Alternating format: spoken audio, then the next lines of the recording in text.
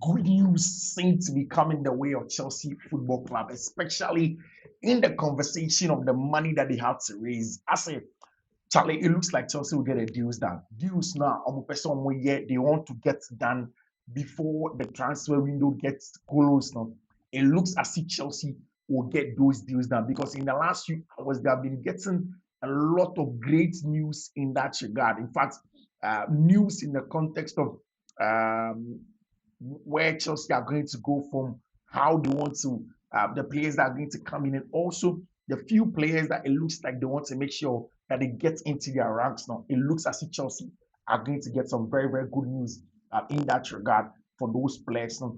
And of course, Charlie, what a game I've witnessed today. What a game. What a game. See, when people say the English Premier League is the best league in the world, then they are talking about a drama. I've said it several times. Look at the storylines before the game started. Look at what was between the two teams, what Liverpool, sought to get in the game, the conversation about Newcastle. Can they really, I mean, let Liverpool know that they are also a big boy, the emotions in and around the game. This is pure footballing drama at the highest order. You don't get it any better than it is in the Premier League. It is literally the highest echelon of proper football. Plus, all the transfer conversation will bring up to you here on Fiifi-Manfred on YouTube, your best place for football analysis. That is why we don't stop every day. Once the news comes everywhere in the world, we bring them to you here on Fiifi-Manfred on YouTube. You know, subscribe to the channel. Subscribe to the channel. In the subscription to the channel, turn on notification. In the notification, turn and do choose on. Just so anytime that there is content here, you are first to have it here on Fiifi-Manfred on YouTube. Of course, it's a good one. It's a good one. Of course, let's say a very big thank you to my people. First off, yes, spare part dealership shop. Said it several times. If it's about car spare parts in this part of the world, then there's no place that needs to spare parts dealership shop, especially with those correct brand new cars, the Range Rovers, the Highlanders, the Acuras, all of those solid vehicles. It's Yesimo that gets the job done for you. So if you want spare parts, if you're in Accra, just go to Aboso Kind Post Office and then call them. They'll get a job done for you. You have the boys that will sort out and do the job solidly for you. But if they are not also in Accra, they are far away. He does what he calls the nationwide delivery. Just call him right now. Take the number and call him right away on 059-313-8221. 059-313-8221. Call Yesimo now. Let him get you sorted. Also, if you want apparel, if you want clothes, if you want shirts, if you want tops, if you want slippers, if you want slides, if you want shoes, if you want bags, if you want anything that'll make you look dapper, the best place for you to go is to make sure that you go to MOB Clothing. MOB Clothing. See, I've said it several times. I don't think anybody does this clothing business as much as MOB Clothing does it. I mean, the service that they give you, the quality of clothes that they give you, retail, wholesale, MOB Clothing is the best in the country. They are also located at Tudu, the flower station at Tudu. If you're not in a flower station at Tudu, you're not in Tudu in Accra, just make sure you give them a call. Just give them a call simply. They'll send everything that you need to you wherever you are in the country on 0200 668 708. 0200 668 708. Call MOB Clothing right away. Let them get the job done for you over there. In all of those conversations. Where do we start from? Is it Liverpool's a big conversation?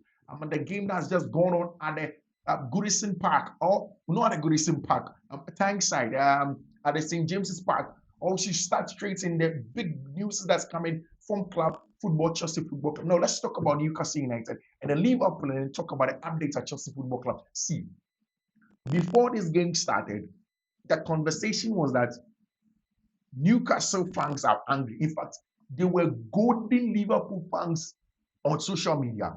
They were being, confrontational on Liverpool fans on social media.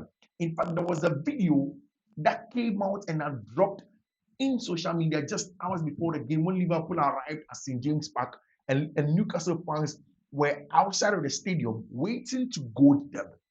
Charlie, that is the level with which people take this footballing thing. I mean, what has Liverpool done to Newcastle United? Just because you have a player, have the money to buy the player, your player says he wants to play for me, and the player says he won't train if you don't sell him.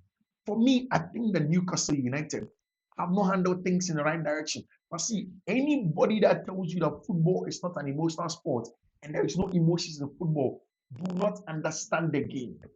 The game is purely emotional. If you use the emotions well, it's go to your advantage. If you don't use the emotions well, it will affect you. That is the thing with football over there. And Newcastle United felt that this was a night that they have to use the emotions in the right direction and make sure that they can get something out of that game against Liverpool. Before this game started, we had said several times that Liverpool had gone to Tyneside. I mean, for almost 15 times now, they had constantly been winning over them. And it was a huge, huge one. See, there were a lot of also some undertones in the game. Let me tell you one undertone that went on in the game. Anthony Gordon is an Everton boy through and through. He's an Evertonian. He is from Everton. He grew up in Merseyside. He's from the blue side of Merseyside. Liverpool and the red side of Merseyside. Anthony Gordon went in there with not just the Gordy or the Geordie or Newcastle anger, but he also went there to get revenge for Evertonians, to let Evertonians know that wherever he meets Liverpool, they are his enemies. That is pure football emotions, football anger channeling at the various places that he had to channel. That is something that you have to understand in the game. He was very aggressive. He was chasing down almost everybody in the game. In fact, just Newcastle fans, before the game started, they had put up a big tifo, and in that tifo was written, "Nothing is achieved alone. We are a city, a whole population. We are Newcastle United." That is exactly what Newcastle United fans put out on a big banner in their fans to tell their fans that, Charlie, we are Newcastle United. We will stand by you. We are being bullied by Liverpool to come and take one of our most important players. So we'll do everything to make sure that today our adversary, which is Liverpool, we will make sure that they don't win it. They face the issues that they had to face over here. We'll make sure that we make it difficult for them. So just before the game started, in the sidelines, before he entered the game, everything, it was so emotional. But see, I've said it several times. St. James Park is a special place to play football. This atmosphere that Newcastle created, they couldn't have done it without their fans. It would have been impossible for Newcastle to think of creating such an atmosphere without the fans of Newcastle Football Club. It was only possible because the fans at Newcastle and St. James Park made it vociferous, loud. I mean, literally hell to play football in. To the extent that Liverpool have huge experienced players, but even them, there were parts of the game where they were shivering, like their backs were against the wall. They knew that they just could not do anything to to salvage the situation. They were in trouble large parts of the game. And for me, that is the strength of St. James's Park. Like before they went there, Liverpool had played 12, 15 games over there. They had 12 wins, 5 draws, 0 losses when they go away from home to go and play at St. James Park. So it literally sets the tone. They went into the game with some tweaks. Liverpool, I mean, Milos Kekes, Ibu Konate, Virgil van Dijk, goalkeeper Alisson Becker, of course, at right back, having your man in there to come and accommodate, whether it was Domenico Szoboszlai. It was such a funny lineup from Liverpool in the middle of the park. There was now Florian Wirtz, there was Ryan Gravenberch in the middle of the park up top. Then in the team, there was Cody Gakpo, there was Mohamed Salah, Hugo Ekitike leading the lines to them. But what a goal! What a goal from Ryan Gravenberch from outside of the box, literally. I mean, firing that ball out of nothing and getting the job that adding goals to his game is really interesting. From nothing, Liverpool were up by a goal to 0. Then just before the first half ended, Anthony Gordon's anger telling you too much. I say one managing anger, it was just a little too much from a player of the quality of Abrante Anthony Gordon, and ended up going into the referee's books and then getting a red card in that one. So that means that already a game that was going to be difficult for Liverpool had made it even more difficult because Anthony Gordon had gotten a red card. Then in this, just before the game ended, Alexander Hugo Ekitike steps up and then gets his third goal of the season and then 1 assist in 2 games. 3 goals, 1 assist in 2 games. That is literally a perfect start for Hugo Ekitike in the 46 minutes. He got a job done so quickly that after the second half began and the slot was still in the tunnel. That was such a goal. That was such a goal over there for Hugo Ekitike. It was excellent. Now, in the second half, Newcastle decided to fight back. Excellent changes from Eddie Howe and the management of the game. See, sometimes if you are down physically, you are down numerically, one of the things that you can do in games is make sure that you augment that with more physicality, more aggression, and more dual winning ability. And I think that that is what gave Newcastle a chance to stay in the game. Dual winning ability of Joel Linton, the dual winning ability of Fabian Shah, dual winning ability of Dan Ben, dual winning ability of Bruno Gamarash, dual winning ability of almost everybody on the field of play. Newcastle went on consistently to try and make sure that they win duels and they stay in the game as long as possible and then got results. It was such an excellent way of managing the game, such a solid way of staying in the game as long as possible and making sure they got something out of the game. And I wasn't surprised when Bruno Gamarash scored that goal to reduce the deficit to one. And at that point, Newcastle believed and they kept on getting corner after corner. Liverpool just did not get any form of control of the ball. They just could not control the game. They just could not calm down the game and waste time and take the sting out of Newcastle United. It was just playing Newcastle's game. They kind of pinte, up and down, top and down. It was literally, it was literally just, unsustainable football from Liverpool. And that is the one Newcastle thrive on. It's a whole ball at the St. James Park. And now, whole game, to the extent that you know that you are down, you have nothing to lose. And then you get the opponent not to calm down the ball and use the advantage that they have numerically, and then they change the ball like you, yeah. Then it gives you that advantage. But when Newcastle, again, a lot of credit to Eddie Howe. Tactically, again, when you are down numerically, it's about physicality, it's about intensity and then aggression, and then finding ways to win duels. And that's what they did. Set pieces. And that goal that Osula came on, Osula, young striker, who is the only probable striker on Newcastle United team in him. And then they had to throw a certain young Osula in. Once they did, long ball from the goalkeeper, Dean Henderson, of course, off the back of Abrantia Fenibu Konate, fell up into the path of Osula and then 2-2. What a story. At that point in time, even when the referee had added 11 minutes onto it, all of us thought that, okay, Charlie, that is it. That is Liverpool for they are going to drop points away from home. Newcastle have showed them where the power lies. With 10 man, they've been more aggressive. They've been more, front-footed. They've been in their faces. They didn't hide. Bruno Gamarash have gotten exactly what they wanted. But there was a certain boy called Rio Ingamoha. Now, Ingamoha came off the bench, thrown on by Anna Slot to come and play his very first game in the English Premier League. 16 years of age, he just scored his 100-minute winner, his first Premier League game for Liverpool. Only 4 minutes after coming off the bench. And that is the way to announce yourself from a young man called Rio Ingamoa. Red card was in the game.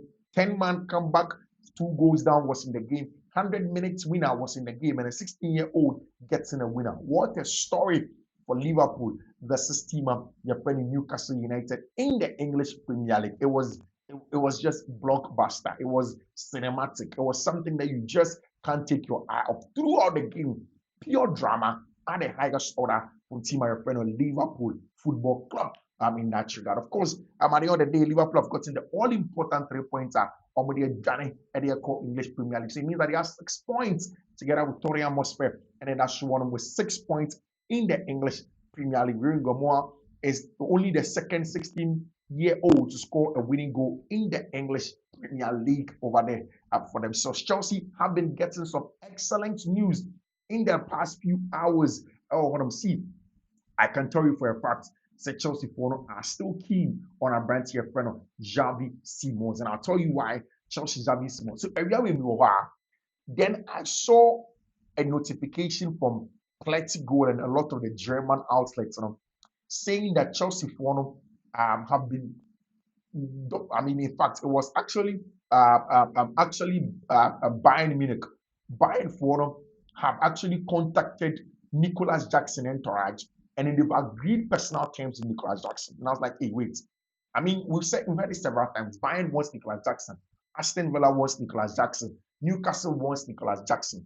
So why is it that all of a sudden, Goal and then from Build and Kicker, the reports that he has agreed personal terms with Bayern Munich. Now, mind you, Newcastle had gone on to go and ask Wolverhampton Wanderers for their young Danish striker over there. They've given them 15 million. Wolverhampton Wanderers said they will sell the young man for 15 million. 15 million. So it meant that Matt Law came in and Matt Law was reporting that Newcastle have Nicholas Jackson as their number one. And then also Bayern agreed terms to him. Now, when I went on to go on and dig deep about the Bayern story, it was that the negotiations with Chelsea is now about to start. Bayern wants a loan. That's there, and then I knew that Chelsea will not accept anything loan for Nicholas Jackson. They were not going to do, especially now that they know that they have offers in English Premier League for Newcastle because Newcastle wants a striker. They want a striker. They aggressively need a striker. They know that there is a lack of experience in Osula, and they need a striker to come into the team and then deliver for them. One of those players that they are looking at is a certain Nico Jacko, who will come in and come and get a job done over there in terms of Nicholas Jackson coming in. Then, of course, the news began to go on again. It was understood that Chelsea will want around 80 million for Jackson and then 40 million for Nkunku. Both have been training with the first team and not in the bomb squad in case they get reintegrated. And the good thing is that if you look at that Nicholas Jackson conversation and then Christopher Nkunku, what we are hearing is that Aston Villa are ready to pay 40 million for a certain Christopher Nkunku. They are ready to pay 40 million because they cannot do a deal for Nicholas Jackson. Aston Villa needs a striker. One draw, one loss in the English Premier League since the season began has not been good enough for them. And that is the reason why Unai Emery has been pushing aggressively to find a striker. In that case, that is why he wants Nicholas Jackson. So it points to the fact that it looks as if Chelsea are going to sell. In fact, in my own analysis, I believe that the sporting directors are very, very confident that they are going to get a deal done for when it comes to Nicholas Jackson and then, of course, Christopher Nkunku to find clubs out of Chelsea Football Club. And because of that, they are very, very certain because, like I said, UEFA says that Chelsea should sell players that Chelsea registered in the knockout phase of the UEFA competition that they were in. I was in a conference team. So the story of Kani Chukwu, Mecca, and Anselmino, they don't add to that money. The real money now is in Nkunku and then, of course, Nicholas Jackson. We also heard this afternoon that Bournemouth are very much interested. In fact, two teams, Bournemouth are aggressively tackling Axel Disasi. They are very confident, according to Fabrizio Romano, that they are going to do a deal for Axel Disasi. Chelsea defender Axel Disasi is closing in a one-year loan move with an obligation to buy over there for themselves when it comes to how the games are going to go. We'll see how things are going to go when it comes to the quality over there for Axel Disasi. He wants to go away. He wants to play some good football. Chelsea want to sell him outrightly. Sunderland have also come in. Once there are two clubs that want Axel Disasi, Chelsea will take their time and then they will sell to whoever is the highest bidder for Axel Disasi. Axel Disasi, whoever is the highest bidder, Chelsea are going to do that deal for them. Axel Disasi is going to Bournemouth. The deal is almost done with just the final details to clarify. And there's S from Fabrizio Romano. He was speaking on DAZN earlier in the day when, of course, the conversation is that Axel Disasi is going to go to Bournemouth, and the deal is just a matter of time. Axel Disasi is going to go on and then go to Bournemouth to go and get the job done. So we are waiting to see how things are going to go on from there now. There's something that you also have to keep an eye on. Apart from Axel Disasi to Sunderland and Dortmund, and then the Christopher Nkunku linked to Xavi Simons and Garnacho deals, I'll explain that further. But then there is one more thing that people have not realized. One more deal that if it goes through, it's also picking up Chelsea player moving, opens up that, and that is why Chelsea are so confident. They are so confident that in the next 7 days that they have to finalize a deal for Xavi Simons, they have time, they have the personnel, they have the assets to go in there and get a job done for Xavi Simons and Alejandro Garnacho to join the club over there. Now we'll go into that details of Sadio, but listen to this one also from Chelsea Football Club. AS Roma are working on Tyreek George as exclusively reviewed on Saturday. And Matt Law also came to add up to that Chelsea are going to permanently sell Tyreek George out of the club. And I've said it several times. Joshua Kofi Champon is a quality player, but then Tyreek George is not on that level. He is just not there. Tyreek George is not on that level, especially on Chelsea's left-hand side. Roma has been asking questions about a certain Tyreek George, who's from Chelsea's academy.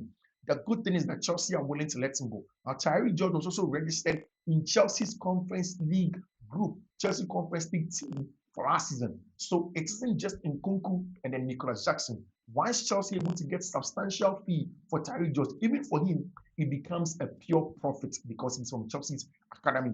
Talks are ongoing with Tyreek George camp Chelsea over a deal formula, preference for a permanent move.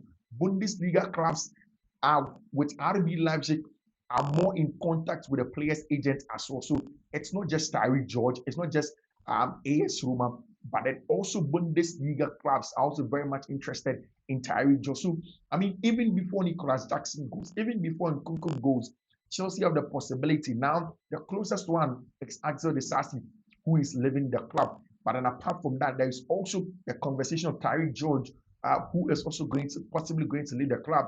And then, of course, away from that, there is also the possibility that the two players, Nkunku and then, of course, Nicholas Jackson. So Chelsea are in very, very good position. Immediately, any of these three deals are done. In fact, earlier on today, I wasn't too confident that Chelsea will be able to do these deals. I was worried that if you don't take care, there is a possibility that by the time the transfer window is ending, Chelsea do not have an option but to let Nkunku and Nicholas Jackson go on loan. But what I hear is that Chelsea will not budge, and that is why Chelsea are letting Nicholas Jackson and Nkunku train with the main squad. They are not training with the squad that they have already put out. No, they are training with the main squad, although they are not part of match days. So if they don't go, they will integrate them back into the squad and they'll play. So it means that Chelsea are very firm that they will not let any player go on loan. And today, I was speaking to my boss, the CEO of Living Waters Hospital. Yeah, in Kumasi, the best place for you to get medical care is a Living Waters Hospital. And Dr. Kofi, I was speaking with him, a top Chelsea fan. And he was also saying that if Chelsea don't take care, then it's going to be a loan deal at the end of the transfer window. And I was explaining that, I mean, it looks as if the sporting directors are confident. And if this Tyreek George deal can go through now, in terms of balancing the books and net negative, once Axel Disasi is sold, Chelsea are in a good place. So they just have to make sure that they are, even with Kane Chukwuemeka, Chelsea have gotten to that point already. They just have to make sure that they get either Tyreek George sale. And I'm looking at Tyreek George between 25 million to 30 million for Chelsea Football Club. They get Nkunku 25, 30 million for Chelsea Football Club. They add that money, then obviously they can go in there and then go and bring Xavi Simons. And that's why today in Germany, the report from Platigol and Bild and Kicker, all the German outlets are all pointing. They've all come back to the Xavi Simons conversation, singing the same song, singing the same tune, singing the same thing. In fact, the choice of words are almost the same. It's as if somebody has written the same thing to them to put it out there. And what they're saying is that Chelsea remain keen on signing Xavi Simons until the deadline day. So the deal may drag, but it looks as if Chelsea will finalize that deal for Xavi Simons to be the Chelsea player that they want to get in that team. It's very, very interesting over there. And like I told you also, there is also the conversation. Roma are interested in Tyreek George. Negotiations are ongoing. So what I read for you earlier was what Plenty goes out own. Now listen to this from Marcelo. Marcelo says the current expectation is that Simons and Garnacho will become Chelsea players.